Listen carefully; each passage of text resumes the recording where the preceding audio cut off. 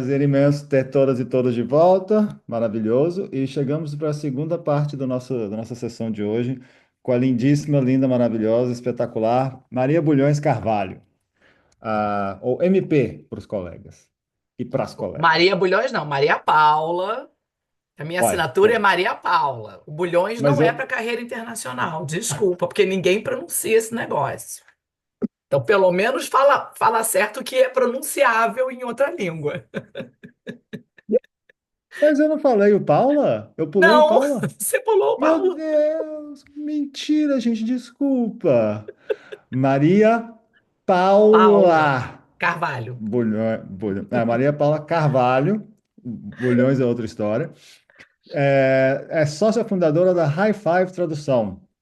Ela é intérprete de conferências, ela é tradutora, e ela também é o que a gente chama de intérprete consultora, que é aquela intérprete que a sua empresa contrata quando precisa que não só interprete o evento, mas que faça toda a organização para garantir que a solução certa para o seu evento seja aquele. A MP também dá workshops e dá palestras, tanto no Brasil quanto no exterior, e também é editora de materiais paradidáticos, um trabalho que ela faz especificamente com foco no uso da linguagem inclusiva nesses materiais. É, quem não conhecia a Maria Paula conheceu recentemente quando ela interpretou a Madonna na transmissão do Celebration Tour na Rede Globo, que a mulher saiu em 167 jornais e revistas pela interpretação de uma palavra espetacular, que eu vou deixar você dizer se quiser, porque foi lindo e eu não quero roubar você desse momento para brilhar. Pois é, tanta dedicação para virar a periquita da Madonna, né? No resumo, é isso. Hashtag objetivo de vida. É isso aí. Gente, deixo vocês agora nas lindíssimas mãos de Maria Paula. Aqui les MP, dejo. palavra Voilà, sua. Vem, vai MP. lá. Alors vous. Então, a Dani me fez Well, esse convite Danny invited para me. falar da vida fora da cabine, né? E a vida fora da cabine, ela também é um pouco do que a Melissa falou, que é um exercício de presença. A gente tem que sair do nosso umbigo e tem que olhar para o nosso entorno, não só para ser intérpretes melhores, mas para a gente ser pessoas melhores, né? Acho que isso é fundamental.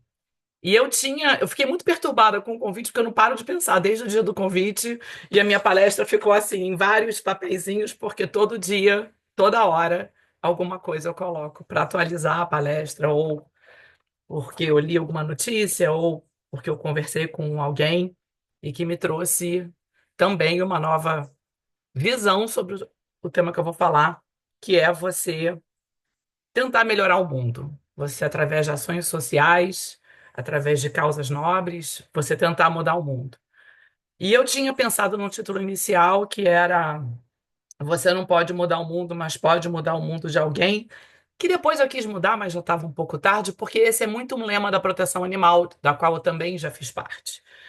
É você resgatar um animal não só é porque ele é bonitinho, sente fome, frio e medo, mas também é uma questão de saúde pública.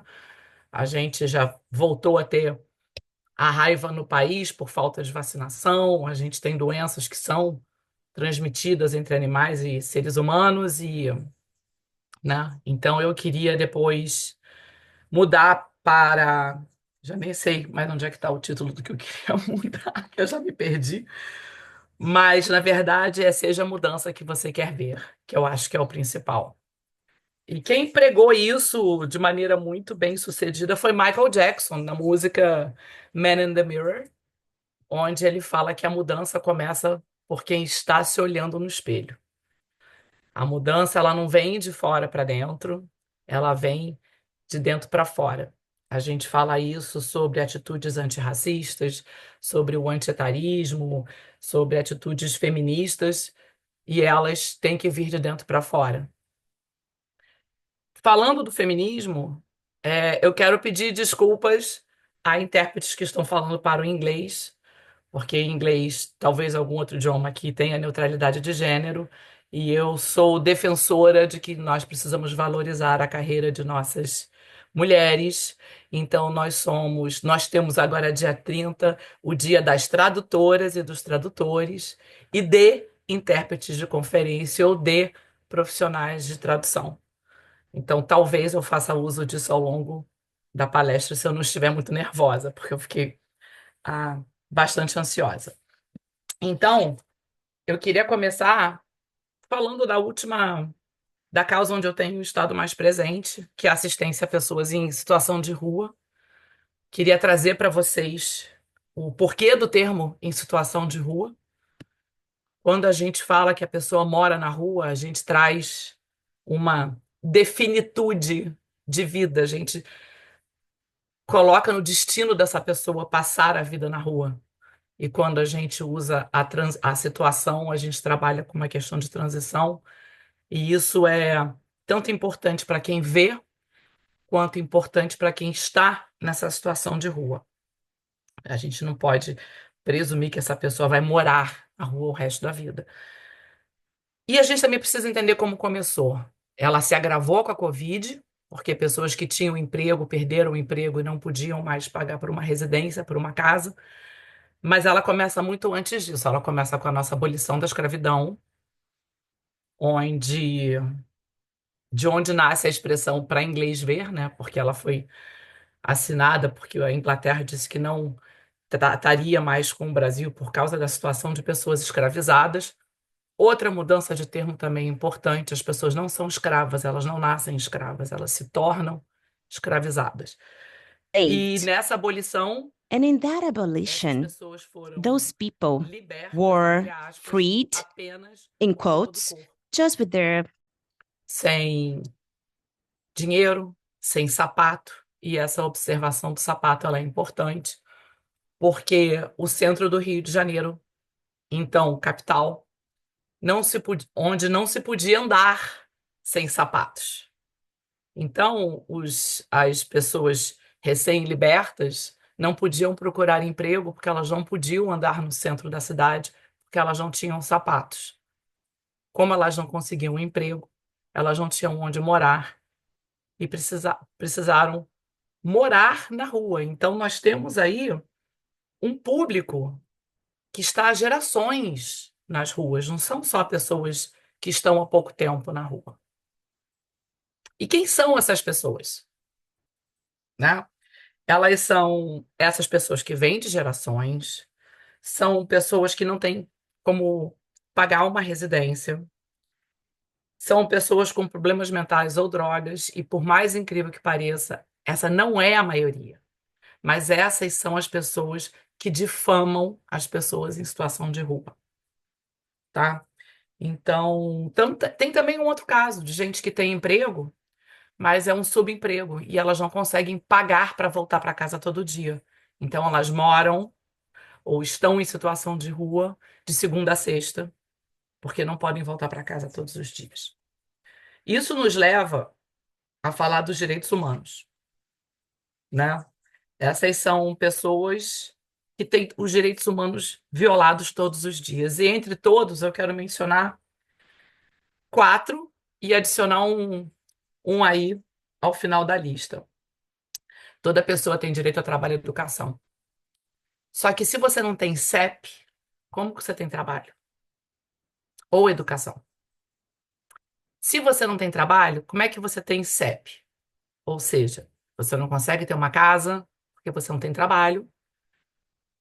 Quer dizer, você não consegue ter um endereço residencial porque você não tem trabalho, e você não consegue ter um trabalho porque você não tem um endereço residencial. Já estão passando aí algumas sugestões de leis e de projetos de lei, onde estão querendo atribuir um certo percentual de empregos em empresas a pessoas em situação de rua. Não sei como isso será feito, não li a respeito, talvez seja com o endereço de algum abrigo, não sei dizer. Ou seja, nós já estamos tirando o direito à educação e ao trabalho. As pessoas também têm o direito humano ao respeito e à dignidade. E esse direito ao respeito à dignidade, o governo não provê. Porque não interessa ao governo. Essas pessoas não geram renda, não geram dinheiro, não geram nada, então por que a gente vai cuidar dessas pessoas? Mas você pode começar e dar um passinho na direção do respeito da dignidade, tá? E eu quero deixar uma coisa bem clara. A empatia não é pena. A empatia é consciência. Quando você tem a consciência da falta de dignidade que aquela pessoa tem. você pode sentir pena por conta disso, mas empatia não é pena.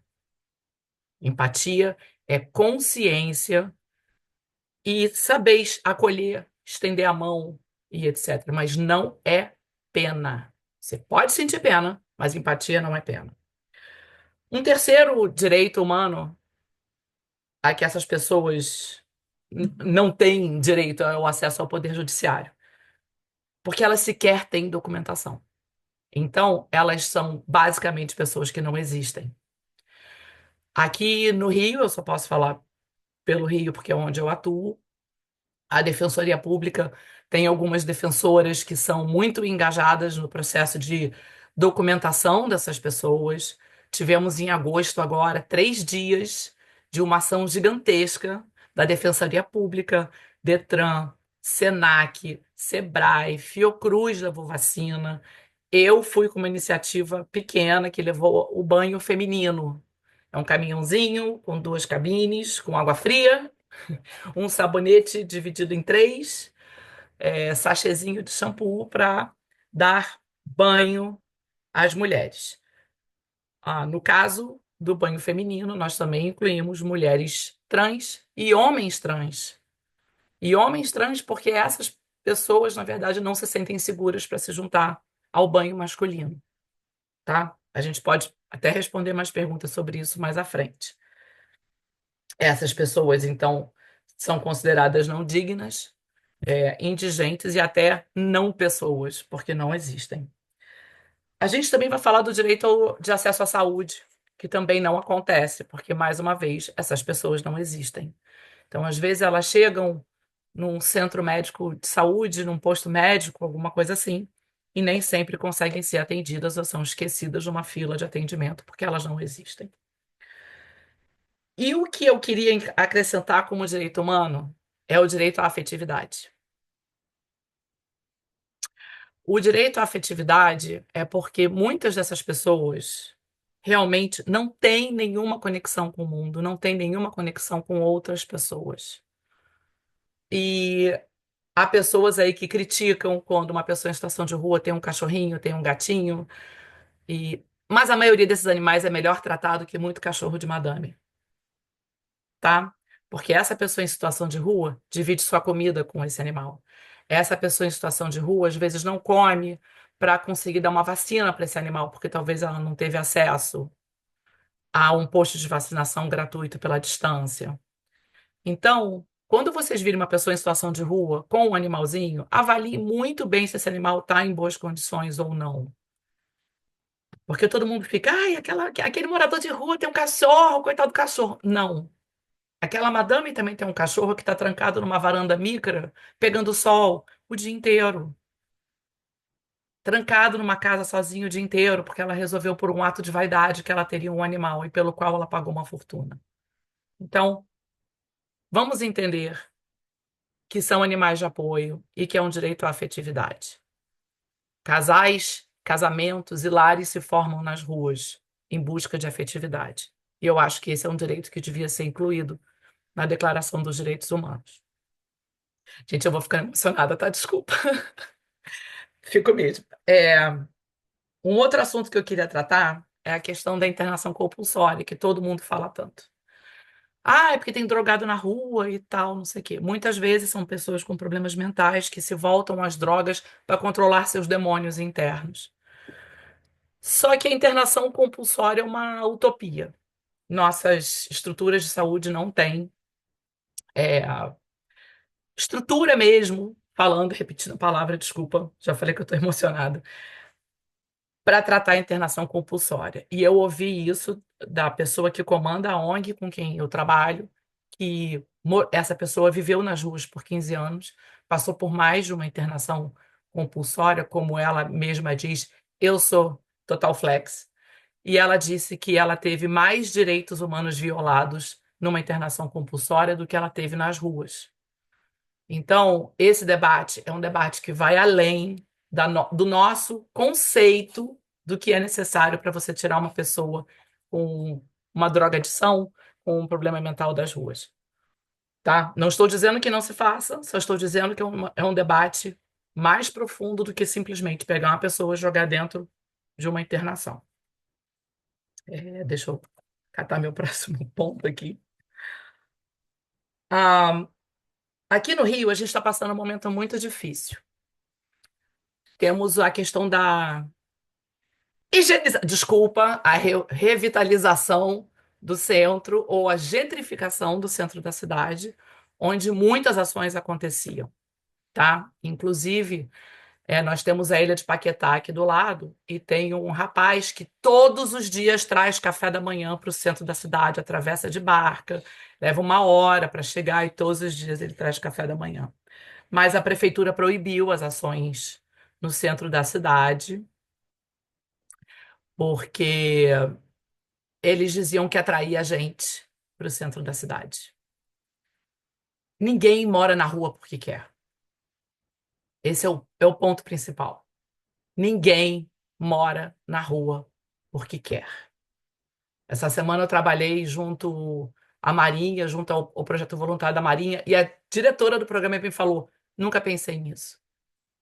Só que as pessoas precisam ter um acesso, e o centro da cidade ainda é um acesso mais democrático do que as periferias. Nós já também trabalhamos nas periferias, e é muito difícil você encontrar a quantidade de pessoas que são desassistidas e que não têm a menor condição. Tem um caso muito particular que me chamou, que me marcou muito por alguns meses, quando nós fomos expulsos do centro da cidade, onde a gente fazia uma ação mensal. Nós fomos para Madureira, um bairro aqui do subúrbio carioca. E lá nós montávamos no último domingo do mês uma ação com café da manhã. Não conseguíamos ligar o banho, porque a CUFA não nos deu acesso a um ponto de água. A SEDAI disse que ligaria o nosso caminhãozinho, mas nós não conseguimos ponto de água. Mas tínhamos almoço, café da manhã, lanche, doação de roupas. E tínhamos também a outra ONG, que eu também fazia parte, o Médicos do Mundo, que levava enfermagem, psicólogo, dentista e tal. E em uma manhã nós conseguimos atender quase 100 pessoas nessa logística. E tinha uma senhora, Dona Maristela.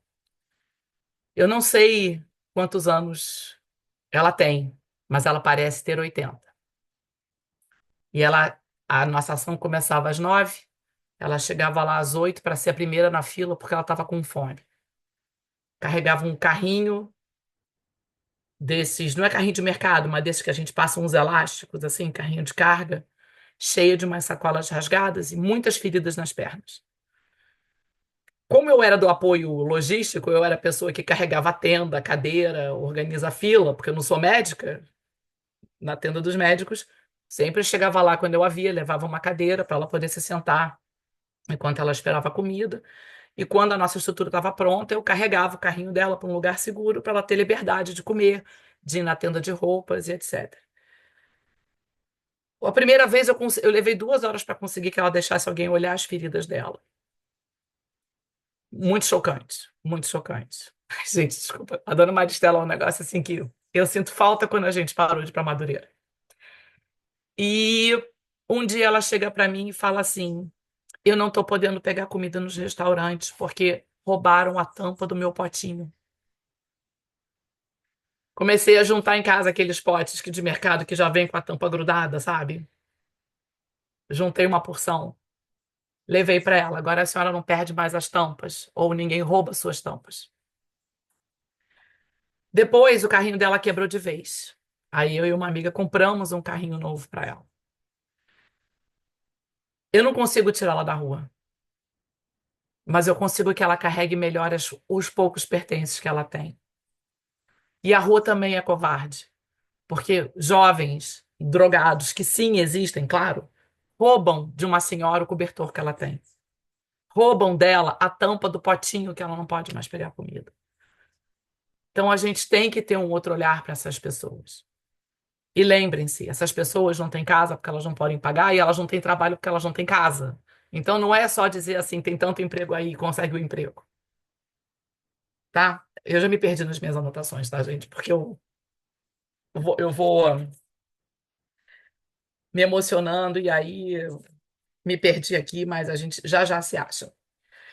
E agora, a gente também tem a infância na rua. Quem vai ser o nosso futuro se essas crianças estão crescendo descalças? São crianças resistentes, são crianças sem frescura. A gente, às vezes, vê mães aqui que o filho não pode sair do olhar por um minuto, que já chora, já fica desesperada. E outro dia eu estava lá no meu caminhãozinho do banho, a senhora entrou no banho e me entregou um bebê de 6 meses e fica assim: toma, meu filho, que eu vou tomar banho. Ela nunca tinha me visto. A criança não chorou, a criança não teve angústia. Ela falou assim: se a senhora precisa trabalhar, a senhora bota ela no chão que ela fica bem. E eu fiz o teste, eu botei aquela criança sentadinha no chão ali do meu lado, e a criança não chorou, não teve angústia, não olhou nada. Essa criança está acostumada a ser passada de mão em mão por uma questão de necessidade. E essa é a nossa geração do futuro, tá? Então tenha uma causa. O que eu quero dizer é o seguinte: tenha uma causa. Não interessa se é ação social. Se você fosse dedicar à proteção animal, você vai sofrer críticas, porque as pessoas jogam pedra. Tanta gente passando fome e você se dedicando ao animal. Olha para essa pessoa e pergunta qual é a causa dela. Da minha experiência, 90% das pessoas que criticam a causa animal não têm uma causa própria. Elas não contribuem com nada. Sequer compartilham um post de pedir ajuda. Fazendo um link aqui ao que a Dani falou, não tira foto para a mídia social, por ser uma foto para a mídia social.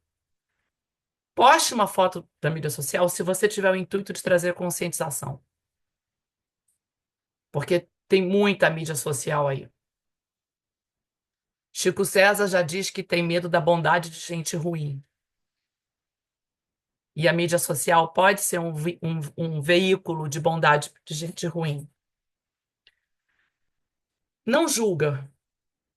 Você não julga aquela pessoa que bebe na rua. Se o cara disser, me dá um dinheiro para cachaça, eu dou. Porque na pandemia, eu trancada dentro de casa, numa casa bonita, confortável com comida, eu tomei vinho todos os dias. Quem sou eu para julgar? Eu, numa situação confortável, nós conseguimos migrar para a interpretação remota com bastante facilidade, comparada a várias outras indústrias. E aquela pessoa precisa beber para esquecer a fome ou para esquecer o que vive. Então, não julga isso. Terceiro ponto. A gente está com o papo da moda, lugar de fala. Lugar de fala está sendo confundido com lugar de fala de pessoas não brancas. Não é. Lugar de fala é seu. Mas você tem que respeitar o lugar de fala de outra pessoa. Lugar de fala é um mundo a partir da sua perspectiva. E ela não é certa, não é errada, não é nada. Mas eu posso falar do meu lugar de fala, as coisas que eu vejo. E eu posso dizer que as coisas que eu vejo mudaram muito ao longo dos últimos anos. Agora você deve estar pensando, cara, como é que eu começo isso? Começa se olhando no espelho e pensando o que que você pode fazer para mudar. Começa cumprimentando garis na rua. Começa aprendendo o nome de gente invisível, como uma caixa de supermercado, um garçom, uma garçonete que te atende. Você já vai fazer uma diferença no dia dessa pessoa. Fala pro Instagram, naquele microfone aberto do algoritmo, que você está procurando uma causa social, que ele vai te listar uma porção. Então, acho que é isso. Acho que é isso. Não sei. Não sei, Dani, Daniel, vocês me ajudam.